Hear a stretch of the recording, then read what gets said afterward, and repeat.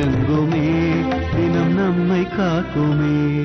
மருத்கேகாதீசே त्वयि खलु परञ्चोऽपि सुखिनो भवत्स्नेही शोकम् सुबहु परितप्ये च किमिदम् अकीर्तिस्ते माभूत् वरद गतपारम् प्रशमयन् भवद्भक्तोद्दमम् समो झटिति कुरु माम् कम् सदमनका.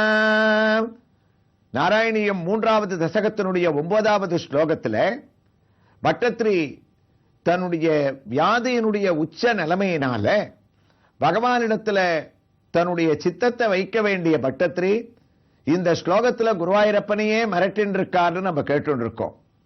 அகீர்த்தியுஸ்தே மாபூத் பரத கஜபாரம் பிரசமயன்னு, கிருஷ்ணா என்னுடைய வியாதியை மாத்திரம் நீ நீக்கலேன்னு சொன்ன, எனக்கு ஒன்னும் அகீர்த்தி இல்லை, உனக்குத்தான் உன்னுடைய பெருமைத்தான் குறைஞ்சு போயிடும்னு இவர்கள் 2 பேருக்கும் நடக்கக்கூடிய வாக்குவாதத்தினுடைய அழகான ஒரு ஸ்லோகம்.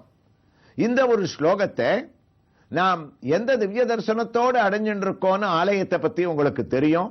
கோடம்பாக்கம் ரயில்வே ஸ்டேஷனுக்கு அருகில் மாம்பலம் நெடுஞ்சாலையில் அமைந்திருக்கக்கூடிய ஸ்ரீ ருக்மிணி சமேத ஸ்ரீ வேணுகோபால சுவாமியினுடைய திருக்கோயிலில் இப்போது நாம் அடையக்கூடிய திவ்ய தரிசனம் ஸ்ரீராமச்சந்திரமூர்த்தியினுடைய தரிசனம். இங்கு ராமச்சந்திரமூர்த்தியானவர் அழகான நின்ற திருக்கோலத்தில் தன்னுடைய கண்களை திறந்து கொண்டு நமக்கு அழகான அவருக்கே உண்டான காருண்ய ராமா என்று நாம் அழைக்கக்கூடிய கருணையான கண்களுடனும் அசகாய சூரனாகவும் அனபாய சாகசனாகவும் சிரித்த முகத்துடன் ஒரு திருக்கரங்களிலே கோதண்டத்தை தாங்கிக் கொண்டு மற்றொரு திருக்கரத்திலே அம்பை வைத்துக் கொண்டு ராமன் நமக்கு அளிக்கக்கூடிய திவ்யமான காட்சி.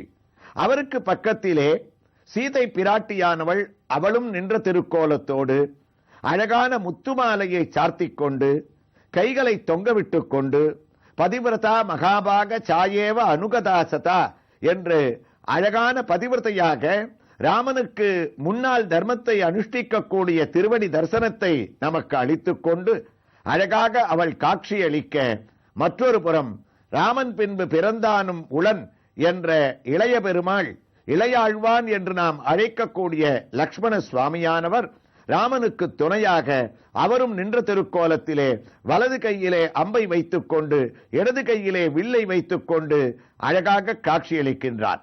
இவர்களுடைய திருவடிக்கு கீழே ஒரு புறம் ஸ்ரீ வினய ஆஞ்சநேயர் அவருக்கே உண்டான தாசபாவத்துடன் ஒரு காலை மடக்கி வைத்துக் கொண்டு அமர்ந்த திருக்கோலத்திலே அழகாக வினய ஆஞ்சநேயராக எழுந்தருளி இருக்கக்கூடிய இவருக்கு தங்களுடைய காரியங்கள் நிறைவேறுவதற்காக மணியை கட்டி வழிபடுவது என்பது இங்கு ஒரு விசேஷமான அம்சமாகும். யஜ்ஞோபவீத்துடன் அஞ்சலி ஹஸ்தத்துடன் மற்றொரு ஆஞ்சநேயர் நின்ற திருக்கோலத்துடன் இங்கு நமக்கு அழகாக சேவையும் அளிக்கின்றார்.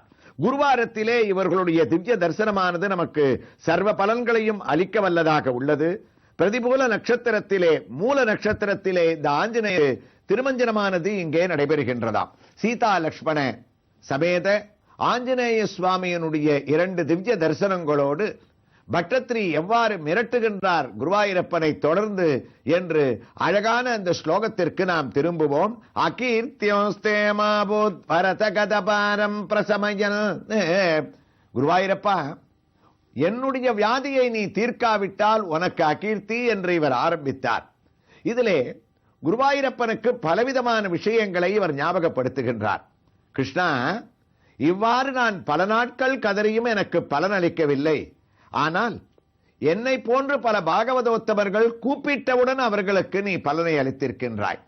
அதே போன்று எனக்கு நீ அளிக்காவிட்டால் நீ செய்வது நியாயமான செயலாக எனக்கு தெரியவில்லையே. கஜேந்திரனான யானை ஆதி மூலமே என்று கூப்பிட்ட ஒரேக்காக ஆதி ஆதி ஆதி நீ ஓர் அண்டமாதி ஆதலால் சோதியாத சோதினி அதுண்மையில் விளங்கினாய் என்று ஒரே ஒரு குரலுக்காக ஓடிப்போய் அவனை நீ காப்பாற்றினாய்.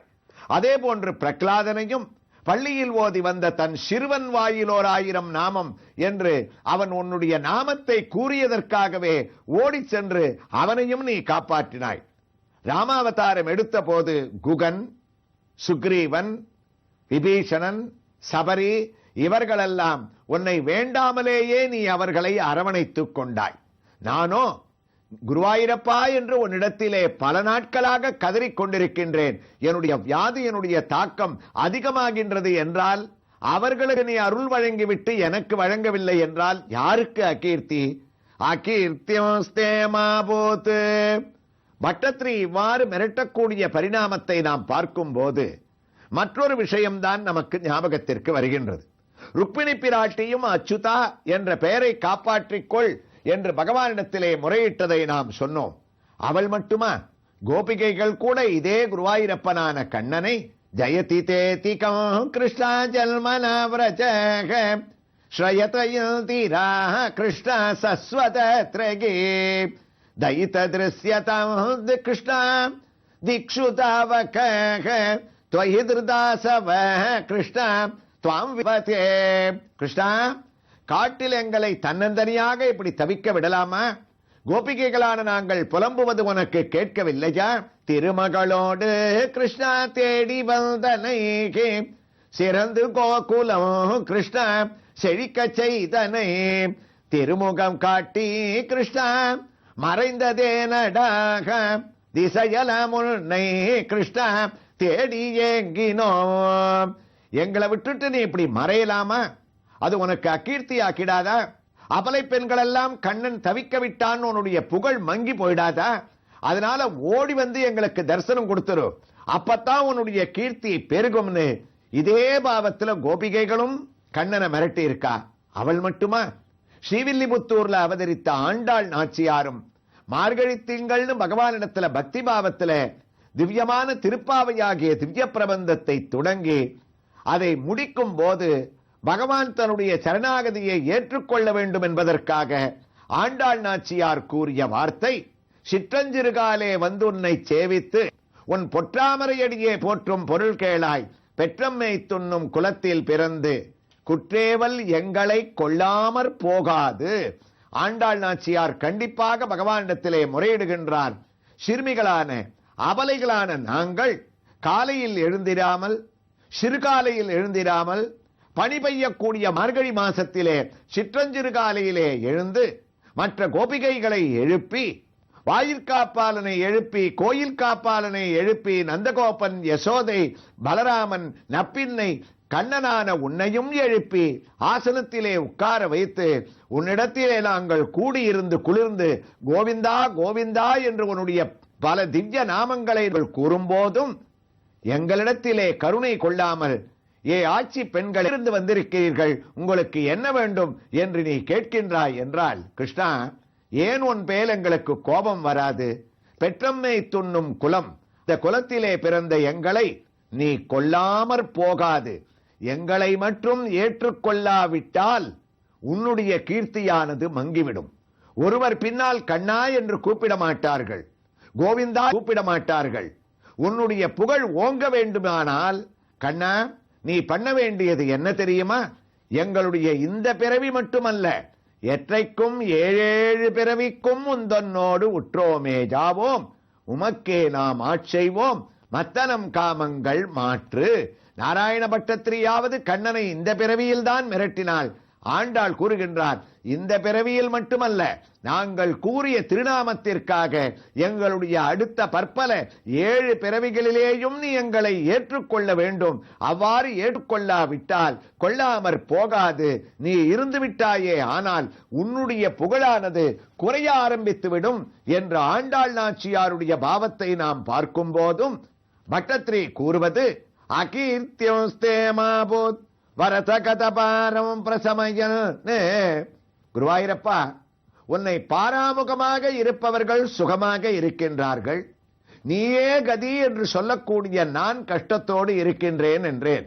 அதிலே ஒரு பெரிய வேடிக்கை என்னவென்றால், உன்னை பாராமுகமாக இருந்தவர்களுக்கு கூட, ஏன் உன்னை எதிர்த்தவர்களுக்கு கூட நீ மோட்சத்தை அளித்திருக்கின்றாயே, அவர்களுக்கு கஷ்டத்தை அளிக்கவில்லையே. இரண்யாக்ஷன், இரண்யகசிபு, ராவணன், கும்பகர்ணன், சிசுபாலன், தந்தவக்திரன், கபந்தன், விராதன், மாரீச்சன், வாலி, இவ்வளவு பேர் உதாரணங்கள் தொய்கலு பராஞ்சோபி சுகினோ. குருவாயூரப்பா, நான் அடுக்கிக் கொண்டே போகலாம். இத்தனை பேரும் உன்னை பாராமுகமாக இருந்தவர்கள் மட்டுமல்ல, உன்னையே எதிர்த்தவர்கள்.